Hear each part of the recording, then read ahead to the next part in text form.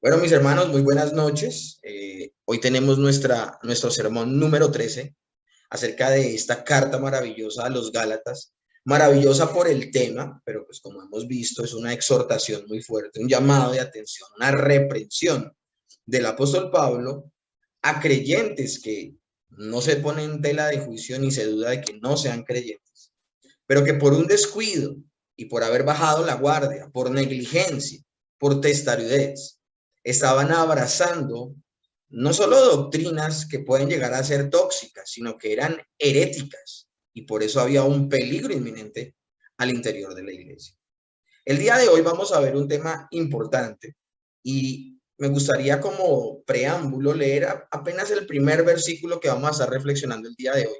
Hoy vamos a leer Gálatas 3 del 15 al 18, pero como apertura vamos a leer el verso 15. Dice: hermanos, el apóstol Pablo le dice a los Gálatas, hermanos, hablo en términos humanos. Un pacto, aunque sea de hombres, una vez ratificado, nadie lo invalida ni le añade.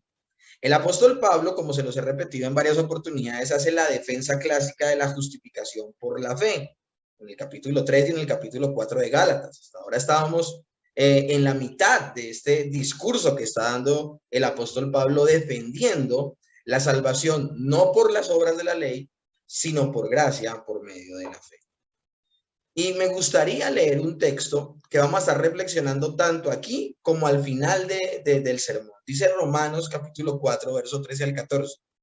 Porque no por la ley fue dada a Abraham o a su descendencia la promesa de que sería heredero del mundo, sino por la justicia de la fe.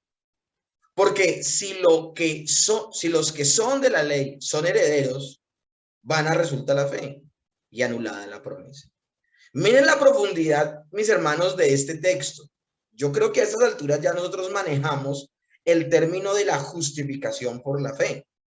Si hay personas que nos acompañan por primera vez el día de hoy, pues bueno, por ellos la voy a explicar.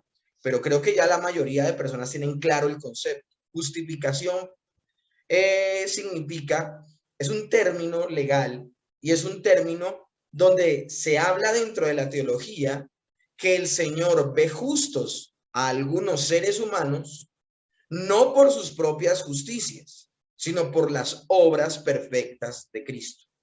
Entonces, esto es lo importante, mis hermanos. El término justificación, a grandes rasgos, significa que el Señor ve justo a una persona. Eso significa justificación. Ve justa a una persona. No le inculpa de pecado, no la ve como pecador. Ahora, hay personas que creen que Dios los ve justos por obedecer estrictamente la ley de Dios. Es así que se justifica por las obras. Y hay otras personas que creen que Dios les justifica no por sus propias obras, sino que los justifica en las obras perfectas de otro, en este caso nuestro Señor y Salvador Jesucristo, que es el único al que se le imputaron nuestros pecados y a nosotros se nos imputan sus justicias como creyentes. Pero lo tremendo del asunto, mis hermanos, es que aunque menciono dos posiciones de que las personas puedan ver la justificación, hay personas, vuelvo y repito, que se ven justas por sus propias obras, mientras otros se ven justos es en las obras perfectas de Cristo sin haber hecho nada, o sea, un acto de gracia, un regalo divino, y creemos en esa verdad. Por eso se habla de la justificación por gracia por medio de la fe. Por gracia porque el creyente no hace nada. Por medio de la fe, ¿por qué? Porque depositamos nuestra confianza en las obras perfectas del Señor Jesucristo. Y aunque estoy poniendo en la mesa, estoy tocando dos formas de ver la salvación, mis hermanos. La escritura solo nos muestra un camino. Yo no quiero que nos llevemos la idea de que se está enseñando de que hay dos formas de llegar a la salvación. No, solo hay una. Y la única forma de salvarse el hombre es a través de la gracia de Dios por medio de la fe. Por eso el texto dice, porque no por la ley fue dada a Abraham o a su descendencia la promesa de que sería heredero del mundo. Esto es importantísimo, mis hermanos, sino por la justicia de la fe. El propósito que tengo con el sermón del día de hoy es explicar ese texto con toda la profundización que merece desde el libro de Gálatas. Entonces, mis hermanos, es importante que tengamos en cuenta algo, dos elementos. Si la ley es importante, pero no por el cumplimiento de la ley las personas se salvan, entonces, ¿qué importancia tiene la ley? Sería la pregunta. El apóstol Pablo, mis hermanos, está escribiendo de manera brillante esta carta, guiado por el Espíritu Santo, y el Señor le revela estas verdades, inspirando y supervisando su escritura. Pero lo tremendo del asunto es que el apóstol Pablo va a echar mano de todos los recursos posibles que él tenga, obviamente lícitos, para mostrar el error en el que están cayendo los gálatas. ¿Cuál error? Ellos, después de haber iniciado su vida cristiana, creyendo en la salvación por gracia, por medio de la fe, ahora estaban creyendo que les faltaba hacer algo por parte de ellos para en realidad ser salvos y cuidar su salvación, que es cumplir perfectamente la ley del Sinaí. Era lo que le estaban diciendo los judaizantes. Entonces, lo tremendo del asunto, mis hermanos, es que él ha dejado categóricamente claro hasta este momento, hasta el momento en que vamos a abordar Gálatas, capítulo 3, desde el verso 15, él ha dejado categóricamente claro que no es por las obras. Maravilloso. Pero, mis hermanos, surge una pregunta natural de esta afirmación de que no es por el cumplimiento de las obras de la ley. Surge una pregunta completamente natural a la cual él va a responder. Pablo va a responder a la pregunta natural que surge de la enseñanza de la salvación por pura gracia de Dios. Y la pregunta, ¿cuál es? La pregunta es, bueno, y si no es por las obras, entonces ¿para qué la ley? Pero también él va a explicar algo más interesante también. Y es que él, a través de lo que va a decir en estos 3 versículos, va a hacer una defensa ante aquellos que quieren pervertir el principio doctrinal de la salvación por la sola gracia.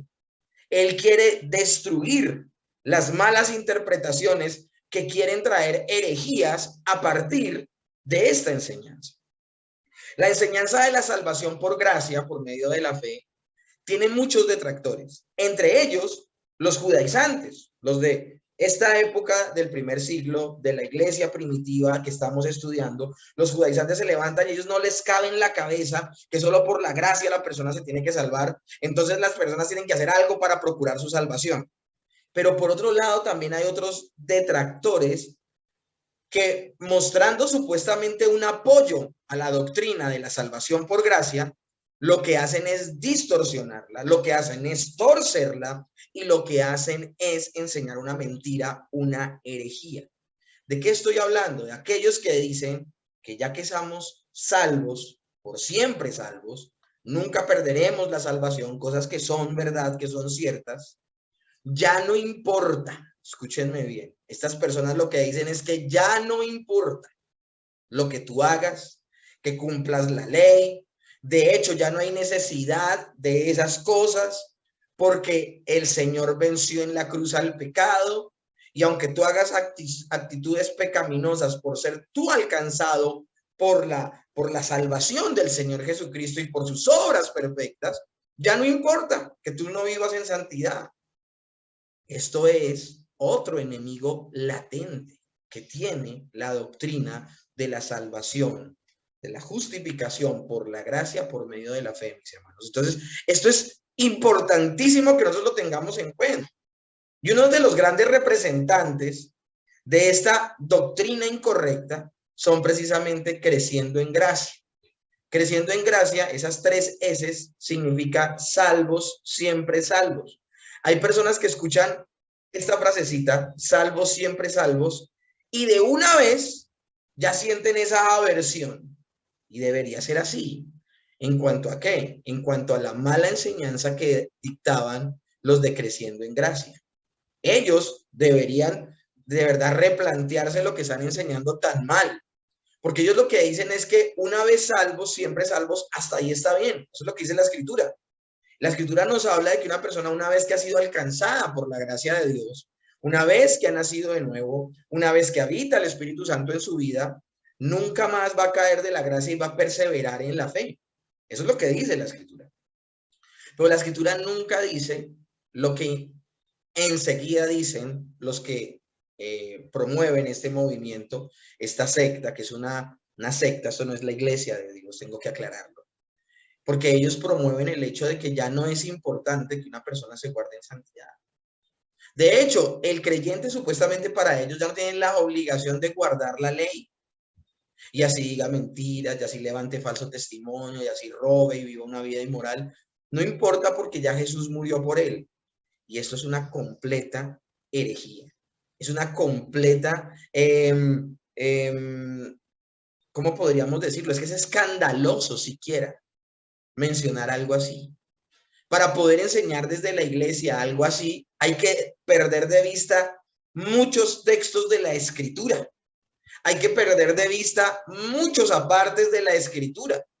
De hecho, Efesios 2 del 8 al 9 dice, por gracia sois salvos por medio de la fe. Y esto no de vosotros, pues es don de Dios, no por obras para que nadie se gloríe. Eso es lo que dice Efesios 2 del 8 al 9. Salvación por gracia, por medio de la fe. Dice, esto no es don, esto no es obra del hombre, sino es un don de Dios. ¿Qué? Tanto la salvación como la fe que te lleva a la salvación. Pero me encanta lo que dice el verso 10. El verso 10 dice, porque somos hechura suya, creados en Cristo Jesús para buenas obras, las cuales Dios preparó de antemano para que anduviésemos en ellas. La misma salvación, mis hermanos, tiene un propósito. El propósito de la salvación no es que nos guardara el Señor del infierno. Siempre, escúchenme bien, todo lo que hace Dios es por Él, en Él y para Él. La prioridad y la primera motivación por la cual el Señor salva a los creyentes no es por el amor a los creyentes, sino es el amor por Él mismo. Y Él creó al hombre para que el hombre fuera su imagen y semejanza. Y lastimosamente el hombre, luego de que cae, luego de que peca, no es la imagen correcta de Dios. Cuando el creyente es salvado por el Señor Jesucristo, el propósito de que sea salvo es que vuelva a su origen, a su propósito original, que es ser la imagen de Dios. Y por eso imitamos a Jesús, que es el varón perfecto, llegando a la medida de la estatura de la plenitud de Cristo. Entonces, mis hermanos, tendríamos que ignorar muchos apartes de la Escritura. La gracia de Dios no es una licencia para pecar, mis hermanos. Y esto tiene que quedar categóricamente claro. Si te encuentras con algunas personas que tienen aversión a la justificación por la fe, a la salvación por gracia, tienes que explicarles esto. O sea, lo uno lleva a lo otro. No por obras somos salvos, pero una vez salvos vivimos para buenas obras, las cuales Dios preparó de antemano para que anduviésemos en ellas. Entonces, mis hermanos, cuando nosotros somos salvados por el Señor, es por gracia. La justificación es por la fe. Pero a pesar de que nuestra justificación sea por la fe, no es una excusa para vivir una vida de pecado. No es un llamado a dejar de hacer lo bueno. Y tampoco es un aval para menospreciar a la palabra de Dios. Y esto es lo interesante, mis hermanos. Desde que iniciamos el estudio del libro de los Gálatas, yo le hablé a ustedes de dos términos que no quería que perdieran de vista. Uno de esos términos es el legalismo y otro término es el antinomianismo.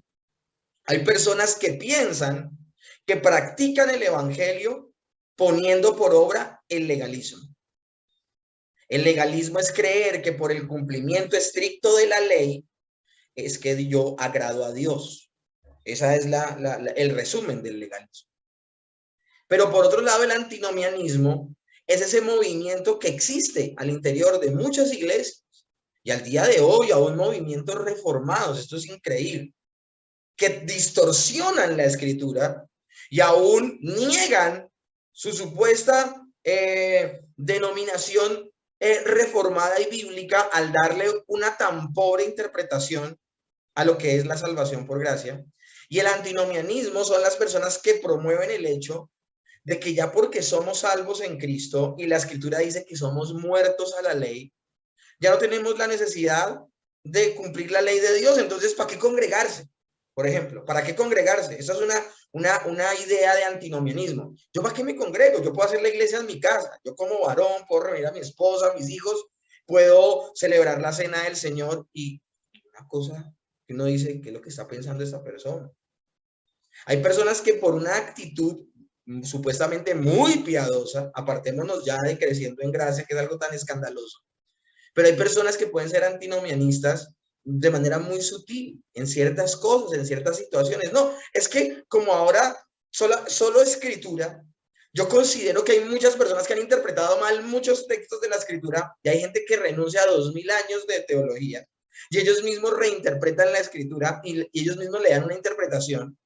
Y como son ellos solitos los que creen en esa interpretación que le dan a la escritura, ellos supuestamente leen la escritura completa y en su orden, en su contexto, no pican aquí ni pican allá, pero llegan a conclusiones todas locas.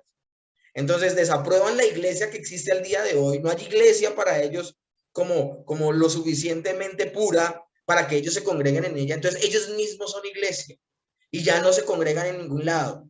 Ojo con eso, mis hermanos, ojo con eso. Entonces son dos términos. Tanto las personas que practican el legalismo creen que ese es el evangelio, como las personas que practican el antinomianismo creen que es el evangelio. Pero el evangelio, mis hermanos, no cae en ninguno de estos excesos. El evangelio deja claro la relación que tiene el creyente con la ley y también deja claro que no es por la ley que se salva el creyente. Pero el creyente, una vez salvo, el creyente tiene compromisos con la ley de Dios. El creyente, para agradar a Dios, para vivir para la gloria de Dios, ya no para salvarse, pero sí para agradar a Dios, para vivir, escúchenme bien, para la gloria de Dios, por agradecimiento, porque aún ese agradar a alguien lo puede malinterpretar. Pero es que mis hermanos, si yo soy hijo de Dios, yo quiero agradar a Dios y vivo para su gloria. Ya no lo hago para salvarme, lo hago porque quiero ser como el Señor Jesucristo. Quiero andar como Él anduvo y quiero agradar a mi Señor. Eso es importante que lo tengamos muy en cuenta. Palabras más, palabras menos el día de hoy, mis hermanos, vamos a hacer lo siguiente. Vamos a poner en la mesa de discusión el día de hoy las preguntas que se puede llegar a hacer una persona que es creyente y escucha sobre la justificación por medio de la fe y no por la práctica estricta de las obras de la ley. Las preguntas que se puede llegar a hacer una persona, entonces, con respecto a su relación con la ley. Si la obediencia no es el camino para ser salvo, ¿por qué entonces dio Dios la ley? ¿Cuál sería mi relación como cristiano con la ley? Si no es por la obediencia perfecta que me salvo, entonces, ¿cuál es mi relación con la ley? Ahora, si somos libres de la ley, ¿significa que no debemos obedecer la ley de Dios? Porque eso fue lo que leímos la semana pasada. La semana inmediatamente anterior hablábamos de que éramos libres de la ley. Y los que vieron la predicación o van a ver el video, se van a dar cuenta que aún en medio de la predicación ya hacía la salvedad y explicaba a qué se refería el texto cuando decía que habíamos muerto a la ley. Y ese término se refiere cuando Pablo dice que somos muertos a la ley, significa que ya hemos renunciado a la idea de que nos podemos salvar por la obediencia perfecta. Eso significa morir a la ley, pero vivimos en Cristo. Entonces hay que tener esto en cuenta. Si somos libres de la ley, significa que no debemos obedecer la ley de Dios, no debemos obedecer sus mandamientos. Alguien se podría preguntar honestamente, un creyente, si soy salvo por la sola obra de Cristo y no por mi esfuerzo, ¿no debo esforzarme en vivir una vida de santidad? ¿Tengo alguna obligación de guardar la ley de Dios? Es más, podemos seguir haciéndonos algunas otras preguntas con respecto a este tema. ¿Tengo alguna obligación de guardar la ley de Dios? Y si no la debo guardar para salvarme, entonces, ¿por qué la debo guardar? ¿Cuál es el propósito de la ley misma? ¿Por qué la dio Dios? Mis hermanos, hoy no voy a poder responder todas estas preguntas. Hoy es el tema que vamos a predicar. El tema es el cristiano, el creyente y la ley, parte 1. Hoy solamente vamos a desentrañar el tema. Hoy lo vamos a exponer, lo vamos a poner en la mesa de discusión. Y cuando hablo de discusiones, que vamos a estudiar lo que dijo al respecto el apóstol Pablo de forma inspirada y se convirtió en algo autoritativo para la iglesia. Entonces, mis hermanos, que nos guarde el Señor, que nos ayude el Señor a no caer ni en el legalismo ni en el antinomianismo, sino que practiquemos el verdadero evangelio, mis hermanos. Y es que, mis hermanos, el falso evangelio es un peligro al interior de la iglesia. ¿Por qué? Porque le da a entender a las personas una mala interpretación. ¿Cuál es el problema del legalismo? El problema del legalismo es decir que yo puedo lograr agradar a Dios con mi esfuerzo humano. Era lo que pretendían hacer los fariseos. Y al darse cuenta ellos que no podían hacerlo, hasta trastornaron la ley para buscarla cumplir y obedecer. Pero por otro lado, el antinomianismo lo que hace es menospreciar la ley de Dios y decir que ya no tiene ninguna importancia para el creyente porque Cristo ya murió por él. Ambos tópicos, ambos extremos son viciosos, son peligrosos y son extremadamente heréticos y no podemos caer en ninguno de ellos. No podemos caer en ninguno de ellos, mis hermanos. Entonces, ¿qué va a hacer el apóstol Pablo? El apóstol Pablo, a través de la poderosa palabra de Dios, va a traer una serie de argumentos bíblicos para reflexionar al respecto de la justificación por la fe. Y a través de la reflexión que hace de la justificación por la fe, calla las herejías del legalismo, pero también calla la boca, que es lo que hemos visto los sermones inmediatamente anteriores. 3, 4 sermones hablando todo el tiempo de este tema de la justificación por medio de la fe. Él ha callado la voz de los judaizantes, de los legalistas. Pero ahora él va a presentar el otro peligro que hay al interior de la iglesia en malinterpretar esta verdad. Y es que la gente diga, bueno, como ya el Señor me salvó y soy libre de la ley, entonces ya no tengo ninguna relación con la ley. ¿Qué va a hacer entonces el apóstol Pablo? ¿Qué ha hecho y qué va a hacer? Él ya ha mostrado los argumentos desde la experiencia personal de los Gálatas, de cómo ellos fueron salvos porque fueron justificados por medio de la fe y no por cumplir perfectamente la ley. Él les muestra, les dice, ustedes mismos creyeron a la predicación que yo les di y porque creyeron casi que vieron al Señor crucificado. Y por esa razón ustedes tuvieron frutos dignos de arrepentimiento, tuvieron frutos en su carácter y aún el Señor les dio dones para edificar a la iglesia, su experiencia personal. Pero inmediatamente después, esa evidencia que da el apóstol Pablo es una evidencia subjetiva, la experiencia de las personas. Pero luego les da una experiencia, les da una argumentación y una evidencia objetiva, que es la defensa que hace la justificación por la fe desde la doctrina. Pero desde la doctrina, él habla de una enseñanza positiva y una enseñanza negativa de la justificación. Y cuando enseña de manera positiva acerca de la justificación, es cuando enseña que la justificación viene precisamente por medio de la fe. Es por medio de la fe que la persona es justificada. Pero también luego enseña, que fue lo que vimos la semana inmediatamente anterior, que la parte negativa de la justificación que él enseña de manera escritural es que enseña lo que no puede hacer la ley, y es que la ley no te puede justificar. Él más adelante va a echar mano de la razón, de la lógica, aún acudirá a los sentimientos e incluso a las alegorías.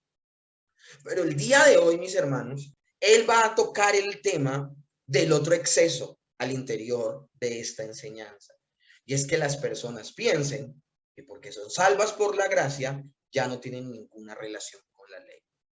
Y la que vamos a hablar el día de hoy, el centro es, la ley es dada porque Dios no anula la promesa que él previamente dio a Abraham, mis hermanos. Iniciemos el texto del día de hoy con Gálatas capítulo 3, verso 15. Dice, hermanos, hablo en términos humanos.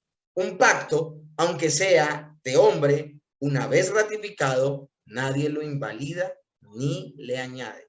Mis hermanos, y aquí yo voy a echar mano de la experiencia que ustedes tienen en contratos y en documentos firmados. Ustedes saben la validez que tiene, por ejemplo, una letra o un contrato laboral o un contrato de arrendamiento. O sea, cuando uno tiene esta clase de documentos en la mano, y dos partes se ponen de acuerdo, hombre, pregunto yo, ¿ese documento se puede alterar? ¿Ese documento se puede romper? Es decir, que una de las dos partes diga, no, ya no quiero cumplirlo, ya no, ya, tacho, remacho y no juego más. No, él no va a poder hacer eso. Se trata con una seriedad categórica a nivel civil, escúchenme bien, a nivel civil se trata con una responsabilidad categórica todo lo que son documentos, lo que son contratos, lo que son pactos. Entonces, mis hermanos, si esto es así en lo legal a nivel civil, ¿cuánto más cuanto el que hace un pacto es Dios con el hombre? Y es que hoy, mis hermanos, quiero hablarles del pacto que hizo Dios con Abraham. Y el pacto que Dios hizo con Abraham es de lo que está hablando este texto. Vuelvo y le repito el texto. Hermanos, habla en términos humanos. Un pacto, aunque sea de hombre, una vez ratificado, nadie lo puede invalidar ni le añade. Eso es lo que estoy haciendo yo con el ejemplo. El apóstol Pablo está diciendo, si un documento legal humano no se puede ni invalidar, ni se le puede añadir letra pequeñita, porque sería actuar fraudulentamente y cambiarlo, y eso es ilegal. ¿Cuánto más si el que hace el pacto es Dios? Y lo que se va a enseñar aquí es que Dios no invalida su pacto con Abraham. Dios no invalida su pacto con Abraham. Ahora, yo les voy a explicar a lo que se está refiriendo el texto. Dice el verso 16, la parte A.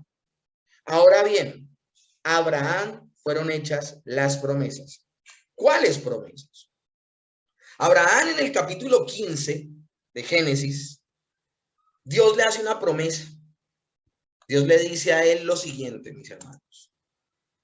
Después de estas cosas, vino la palabra de Jehová a Abraham en visión diciendo, no temas, Abraham, yo soy tu escudo y tu galardón será sobremanera grande, en sobremanera grande.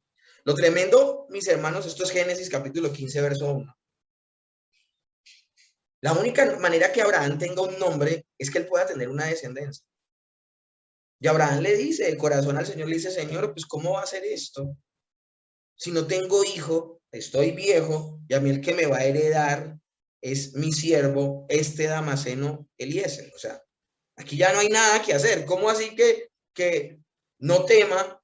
Porque el galardón que me dará será en sobremanera grande. O sea, que va a afectar a mis generaciones. Pero ¿cuáles generaciones si ni tengo hijos? O sea, el nombre de Abraham va a morir con Abraham y con Sara. Eso es a lo que se refería Abraham.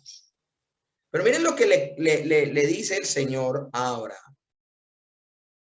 Entonces lo llevó fuera, Dios, de la tienda donde estaba. Lo llevó fuera.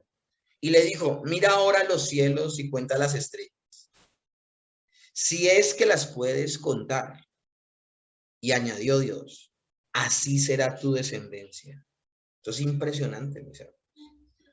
El Señor le está prometiendo a Abraham, yo te voy a dar una descendencia. No vas a tener que heredar al Damaseno Eliezer.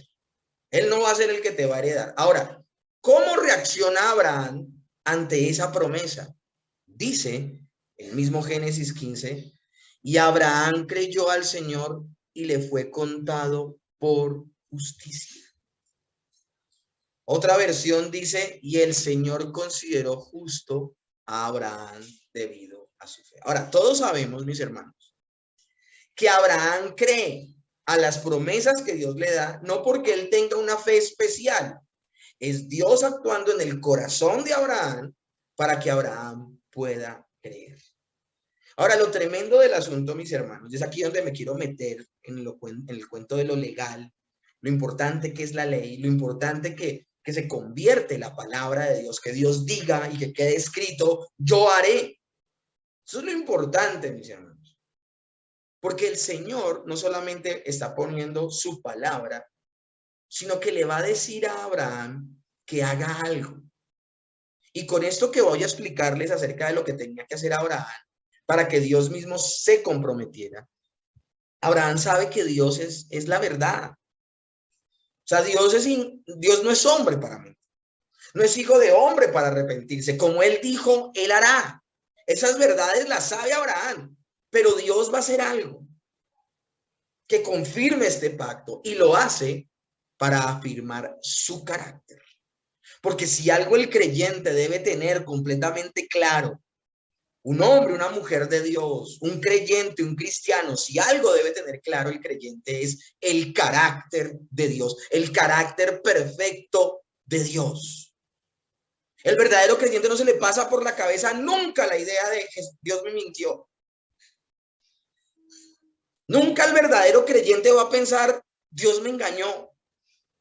Nunca el verdadero creyente va a poner en tela de juicio las promesas de Dios. Y en este sermón, mis hermanos, voy a dejar claro de qué promesas habla el Señor.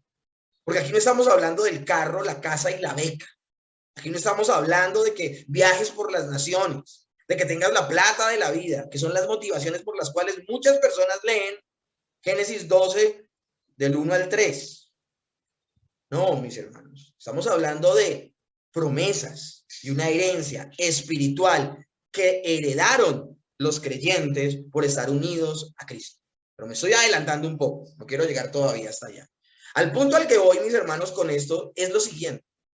Miren lo que hace Dios con Abraham. Esto es impresionante. En aquel día, dice Génesis 15, verso 18, hizo Jehová un pacto con Abraham diciendo, a tu descendencia daré esta tierra desde el río de Egipto hasta el río grande, el río Éufrates. Es por eso que aquí hago la aclaración de que no pongamos nuestros ojos en la tierra prometida, Canaán, que era lo temporal. De hecho, mis hermanos, si solamente Dios hablara de la tierra temporal de Canaán, entonces Abraham murió sin ver el cumplimiento de la promesa. Pero si nosotros nos vamos a Hebreos capítulo 11, capítulo 12, nos vamos a dar cuenta dónde estaba puesta la esperanza de Abraham. Él decía dice Hebreos que Abraham buscaba una patria y no era terrenal, no era física, era celestial. Por eso, mis hermanos, las promesas de las que habla el Señor en este pasaje, las promesas fueron dadas a Abraham y vamos a darnos cuenta en este sermón que no solamente a Abraham, sino a alguien más de Abraham fueron dadas las promesas. Está hablando de promesas espirituales, no de promesas físicas, espirituales. Pero ¿cómo hace ese pacto?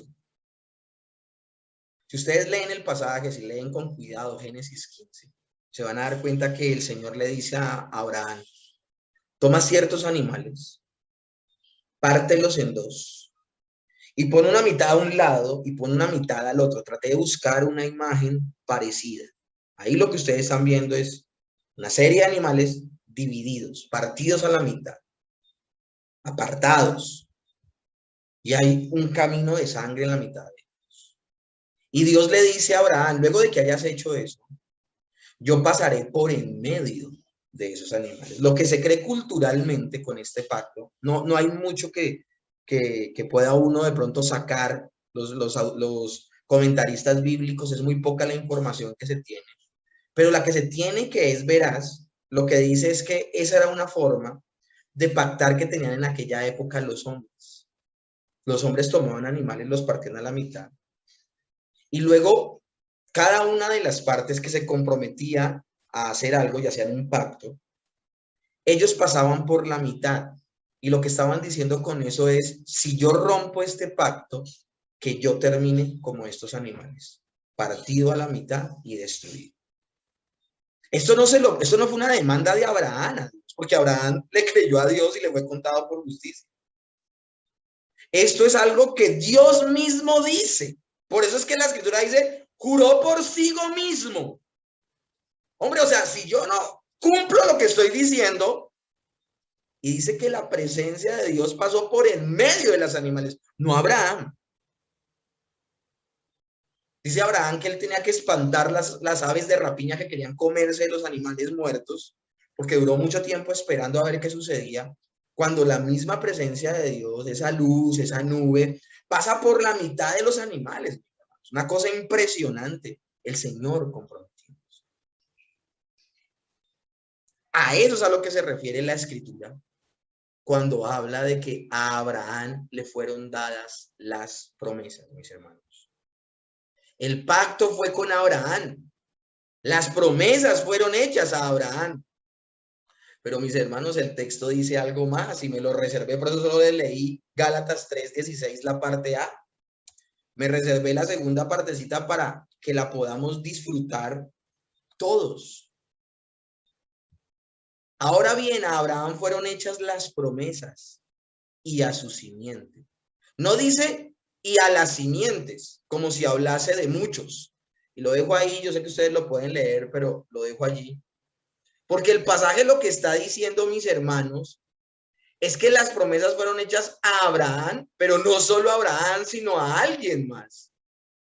Y el texto llama a ese alguien más en singular y lo llama la simiente. Porque dice, no dice a las simientes, como si hablase de muchos, sino como de uno, a tu simiente, la cual es Cristo. ¿Quién es la simiente de Abraham? Según el autor bíblico en Gálatas capítulo 3, verso 16. ¿Quién es la simiente? La simiente es nuestro Señor Jesucristo. Dios estableció un pacto y lo ratificó con Abraham, pero sus promesas son hechas también con el Verbo encarnado. La promesa hecha a Abraham se cumple plenamente en Cristo. No podemos desligar este pacto del Mesías, del Señor Jesucristo. Lo inmutable, lo solemne, lo perpetuo, lo significativo de este pacto. Y es por eso que aclaro que no son promesas físicas y temporales. Son promesas eternas, mis hermanos. Lo inmutable, lo solemne, lo perpetuo, lo significativo de este pacto no solo yace en cómo Dios lo estableció dramáticamente con esos animales divididos, sino que también yace en con quién lo estableció. Este pacto lo estableció con Abraham y con el Señor Jesucristo, con su Hijo. No solo con Abraham, sino también con su Hijo, nuestro Señor Jesucristo. Entonces es un pacto que no es hecho con el Israel étnico. Es un pacto hecho con el Señor Jesucristo y con todos los que están unidos con Él por la fe. Un pacto hecho no con el Israel étnico, sino con Cristo, quien es el Israel de Dios. Por eso es que nosotros vemos al Señor Jesucristo haciendo lo que hizo el pueblo de Dios y Él no fallando.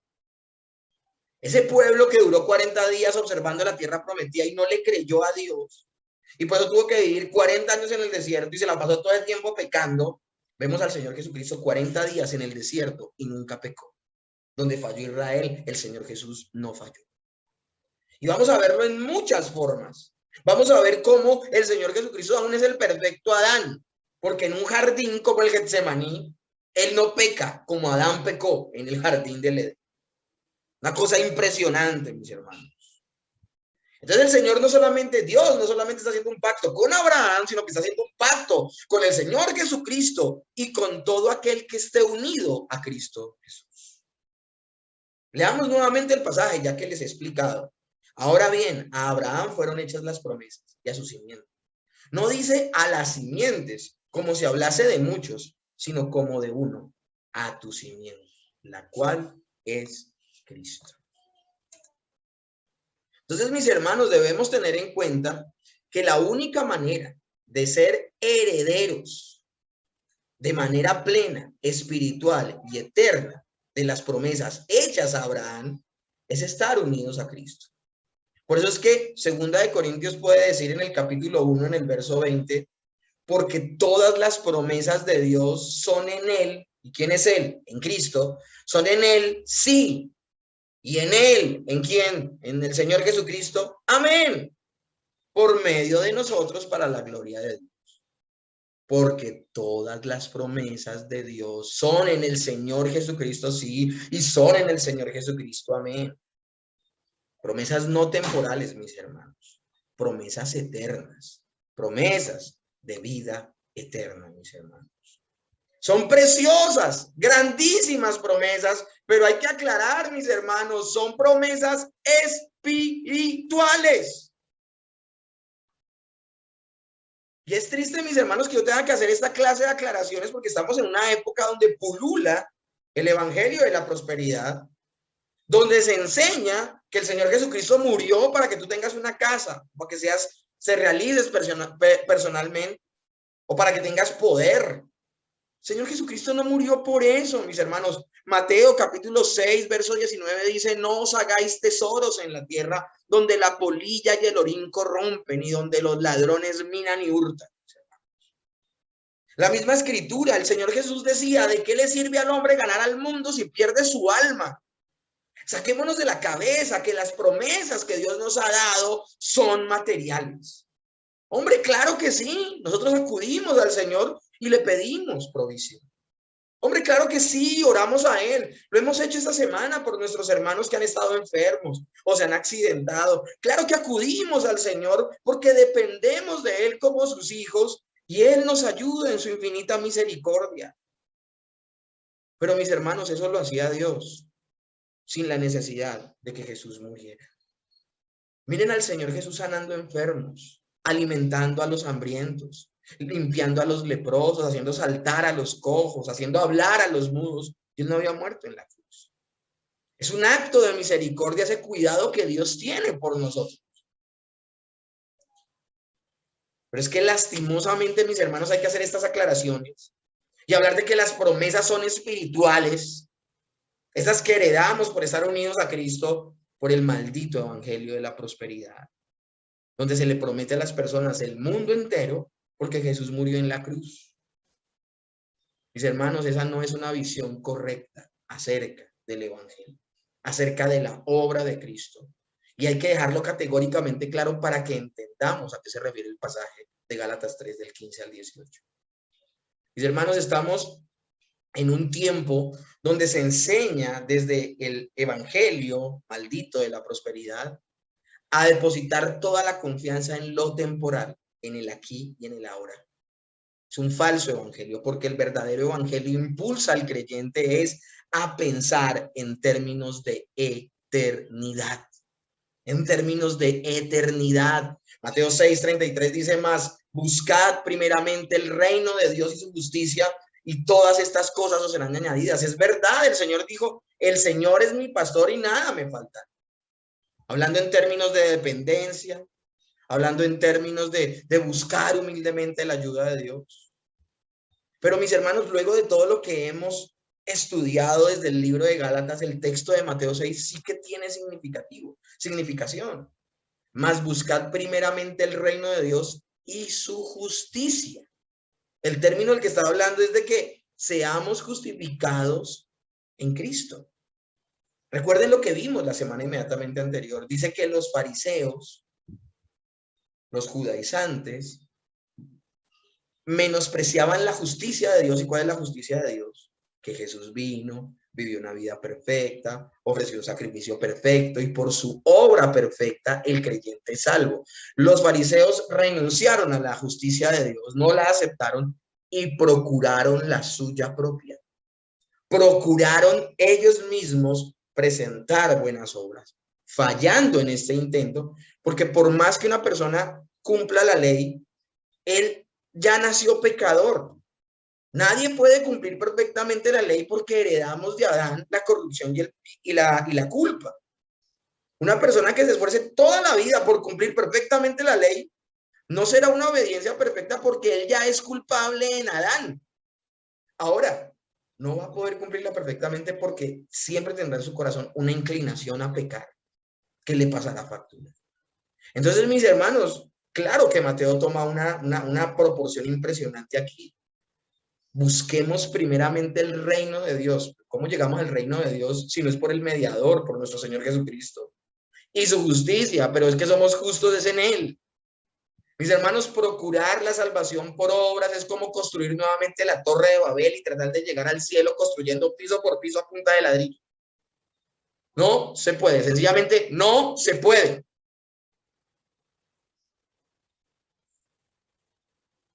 Y leamos otros textos, mis hermanos. Hoy lo lo único que estoy haciendo con este tema, mis hermanos, es poniendo la sensibilidad escritural de lo que vamos a hablar. Hoy yo no les voy a hablar cuál es el propósito de la ley, no les voy a hablar cómo se relaciona el creyente con la ley, no les voy a hablar nada de eso, sencillamente estoy poniendo el tema, una introducción acerca de cómo el cristiano se relaciona con la ley de Dios, haciendo entenderles que la ley es importante.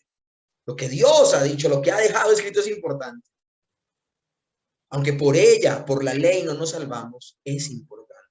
Y bueno, esto lo vimos anteriormente en Gálatas 3:7. Así que conocéis que los que son por la fe, los tales son los hijos de Abraham. Los hijos de Abraham realmente no son los hijos étnicos, los de sangre, sino los que el Señor les ha dado vida y por eso creen por la fe a las promesas. Gálatas 3, pero ahora el verso 9 dice, así que los que son de la fe son bendecidos con Abraham, el creyente. Y también vimos ya esto, mis hermanos. Vimos ampliamente cómo Abraham fue el primer extranjero en ser alcanzado por la gracia de Dios. Tanto que sacan pecho los judíos diciendo yo soy judío y por eso soy hijo de Abraham. No es el Israel étnico, mis hermanos. También dice la Escritura, el mismo Espíritu da testimonio a nuestro espíritu. Romanos, capítulo 8, verso 16, verso 17 dice, el mismo Espíritu da testimonio a nuestro espíritu de que somos hijos de Dios. Y si hijos, también herederos de Dios. Y coherederos con Cristo. Si es que padecemos juntamente con Él, para que juntamente con Él seamos glorificados. Mis hermanos, el creyente, claro que sí, hereda las promesas de Abraham, porque no solo fueron hechas a Abraham, sino al Señor Jesucristo como la simiente de Abraham. Pero lo tremendo del asunto es que, mis hermanos, solo si estamos unidos a Cristo, podemos recibir las promesas de Abraham. Hay gente que piensa que recibe las promesas dadas a Abraham. ¿Y cuáles son esas promesas? Vida eterna, vivir en el descanso de Dios, en el reposo de Dios, siendo inmensamente ricos, pero todo en términos espirituales, mis hermanos.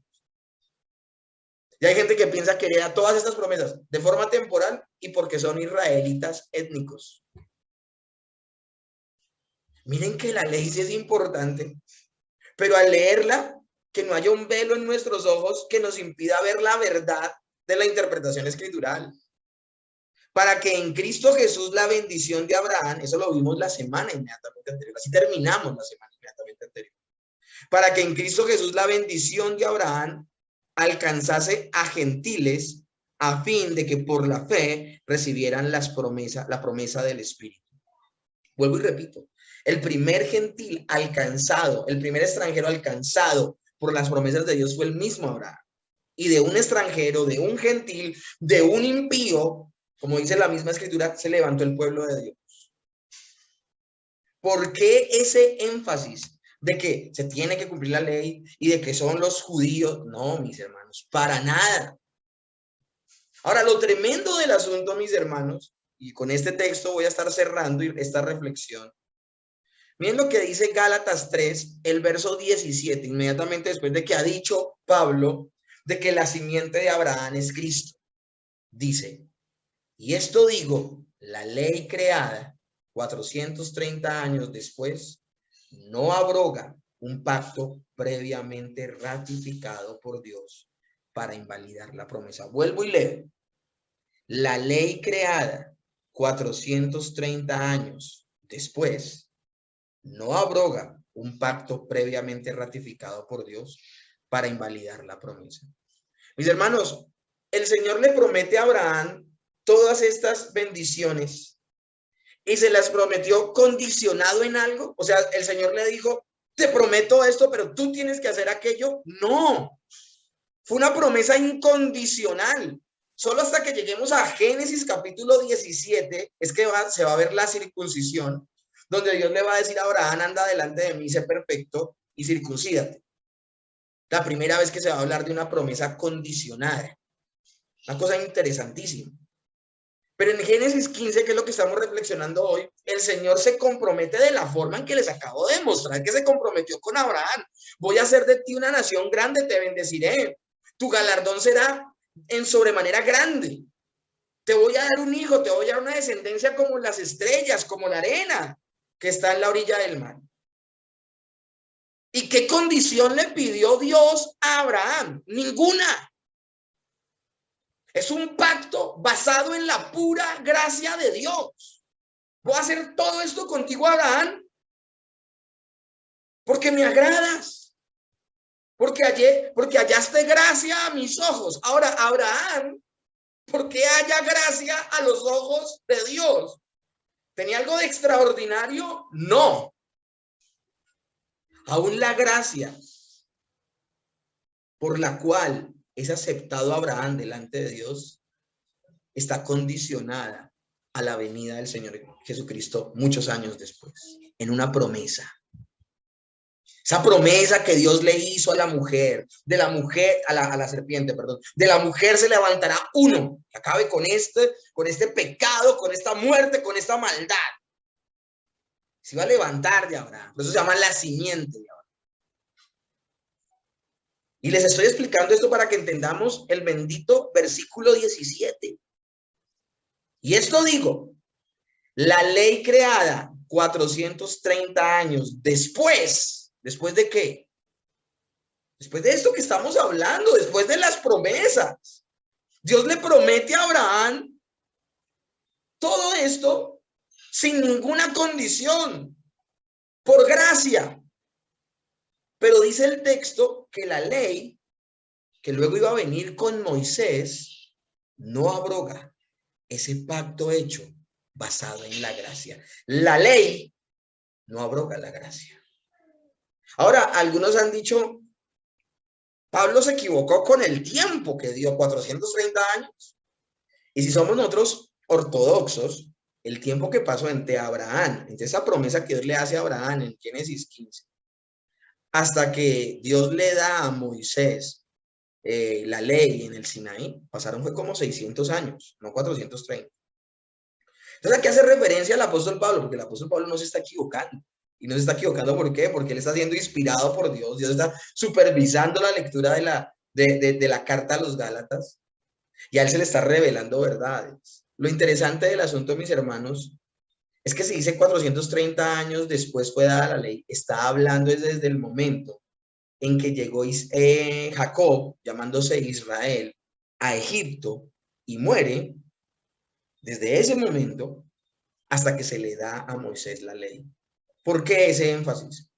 Porque Dios ve las promesas de Abraham, no solamente las promesas que Dios le dio a Abraham, porque esas mismas promesas se las dio a Isaac y a Jacob. Siempre la escritura nos presenta, cuando habla de este tema nos dice Abraham, Isaac y Jacob. Y en ese orden de ideas, el bloque completo, estos tres patriarcas, a quienes se les dio la promesa, a quienes creyeron por la fe, fueron justificados y toda esta situación, es por eso que el texto habla de 430 años y no habla de 600. Entonces esta explicación es importante que se las dé. ¿Por qué? Porque la ley que le iba a ser dada a Moisés no abrogaba que el cumplimiento de las promesas hechas a Abraham eran en Cristo y eran por gracia. Eran por gracia, no por el cumplimiento de la ley. Y esto es maravilloso. Y es maravilloso, mis hermanos, ya cerrando el día de hoy, porque el único camino a la salvación es la gracia. Nunca han sido las obras. Dios nunca quiso crear esa expectativa, mis hermanos. Dios nunca quiso que hubiese una expectativa en torno a la ley que le dio a Moisés. Todo el tiempo quedó claro que la gente no podía cumplir la ley que se le dio a Moisés en Sinaí. De hecho, juntamente con la ley se le dio el sistema sacrificial porque era imposible que el hombre cumpliera. Y el verso 18, con ese cerramos el día de hoy, dice, porque si la herencia es por la ley, ya no es por la promesa, pero Dios la concedió a Abraham mediante la promesa. Y este texto es impresionante, mis hermanos. Yo se los decía la semana inmediatamente anterior, las obras y la fe se excluyen la una a la otra. Si hay fe, no pueden haber obras. Y si hay obras, no puede haber fe. Mis hermanos, la salvación por gracia es todo lo contrario a la idea incorrecta de pensar la salvación por obras. Se excluyen, mis hermanos. Ahora, lo interesante aquí es cómo lo presenta el apóstol Pablo. Él dice, y este juego de palabras es impresionante, porque si la herencia es por la ley, ya no es por la promesa. ¿Sí ven que se excluyen? El texto anterior nos dice, la ley que Dios le dio a Moisés 430 años después no abroga las promesas que Dios le hizo en su momento a Abraham por gracia. Entonces, mis hermanos, si hay gente que piensa que las promesas de Dios se cumplen en su vida por obedecer a la ley, no he entendido nada del evangelio. Porque las promesas de Dios siempre han sido por gracia, alcanzadas es por gracia, son un regalo de Dios. Pero el texto dice, pero Dios la concedió a Abraham mediante la promesa. Y el término concedió es impresionante. El término concedió en el griego es charistosomai. Y perdónenme, yo no hablo griego. Pero lo tremendo del asunto es que me veo en la necesidad de usar el griego original. ¿Por qué razón?